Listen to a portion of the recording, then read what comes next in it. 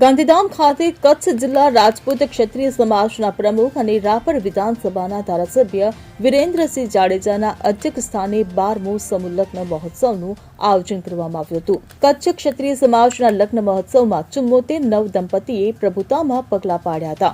લગ્ન મહોત્સવ સમિતિ દ્વારા યુગલોને અંગદાન અને પર્યાવરણ જતન અંગે મહત્વ સમજાવવામાં આવ્યું હતું તેમજ યુગલોની કર્યાવરમાં વૃક્ષોના રોપાઓનું વિતરણ કરવામાં આવ્યું હતું તો સાથોસાથ નવ દંપતીઓને અંગદાન માટે સંકલ્પ પણ લેવડાવવામાં આવ્યા હતા।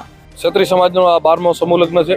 આજે 74 જોડલાઓ નવયુગલો એ પ્રભુતામાં પગલાં માંડવા જઈ રહ્યા છે। ત્યારે સૌપ્રથમ એ બધા માટે માં જગદંબાને પ્રાર્થના કરી એમના જીવનમાં ખૂબ સુખી રહે, ખૂબ આનંદમય રહે અને ખાસ કરીને વિરેન્દ્રસિંહજી જાડેજા રાપર ધારાસભ્યશ્રીના અધ્યક્ષ સ્થાને આજના આ સમૂહ લગ્નનું આયોજન થયેલ છે, જેમાં પ્રદેશ કક્ષાએથી પણ અમારા સમાજના રાબર માન્ય શ્રી ભૂપેન્દ્રસિંહજી ચુડાસમા સાહેબ, માન્ય શ્રી મહેન્દ્રસિંહજી સરવૈયા સાહેબ, માન્ય શ્રી ધર્મેન્દ્રસિંહજી વાઘેલા સાહેબ, માન્ય રાજ્યસભાના સાંસદ અને વાંકાનેર મહારાણા સાહેબ શ્રી કેસરીદેવસિંહ ઝાલા સાહેબ, અબડાસા ધારાસભ્ય શ્રી પ્રદ્યુમનસિંહ જાડેજા સાહેબ, જિલ્લા પંચાયતના પ્રમુખ જનકસિંહજી જાડેજા અને સૌ સમાજના અગિયારે અમારા તાલુકાના પ્રમુખો, શહેરના પ્રમુખો બધા ઉપસ્થિત રહ્યા છે અને દર વર્ષે જેમ આ વર્ષે પણ ખૂબ ભવ્યથી ભવ્ય સમૂહ લગ્નનું આયોજન કરવામાં આવેલ છે।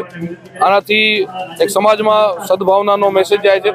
સમાજમાં જન્મેલો કોઈ પણ માણસ છે એ કોઈ ઊંચો નીચો નથી, કોઈ આગળ પાછળ નથી, બધા જ એક હરોળમાં છે, બધા એક સમાન છે। ત્યારે એક સમૂહ લગ્ન થકી સમાજમાં એક સદભાવનાનો મેસેજ જાય છે અને સમાજના સમયનો અને આર્થિક ખર્ચનો પણ ખૂબ બચત થતી હોય છે। ત્યારે દરેક સમાજોએ આમાં પ્રેરણા લઈ નવા આયોજન કરવા જોઈએ। Bureau report CN24 news.